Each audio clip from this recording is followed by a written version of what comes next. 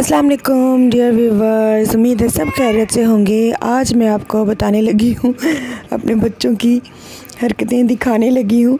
देखें किस तरह से ये आपस में एक दूसरे से चीज़ें छीन रहे हैं। इनके पास इतने बेतहाशा टॉयज़ हैं, मैं आपको बता नहीं सकती, लेकिन उसके बावजूद इन्होंने फिर भी बर्तनों के साथ ही खेलना होता है।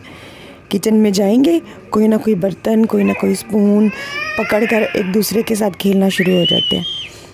उनकी बस यही कोशिश होती है कि जो चीज़ मैंने दूसरे ने पकड़ी है ना, मैंने भी वही लेनी है। अगर ये चीज़ एक चीज़ किसी ने पकड़ी है तो वो ये नहीं करते कि मैं कुछ और पकड़ लूँ, नहीं। वो देखें, मेरा 1 मिनट जो बड़ा बेटा है ना, ये ट्विन्स हैं, ये 1 मिनट दूसरे से बड़ा है, तो दोनों एक दूसरे की कॉपी करते हैं। वो कहते हैं कि बस जो चीज़ उसने पकड़ी है वो वही मैंने लेनी है। वो उसके पीछे भाग रहा है, बजाय इसके कि वो जाके कोई और चीज़ पकड़ ले।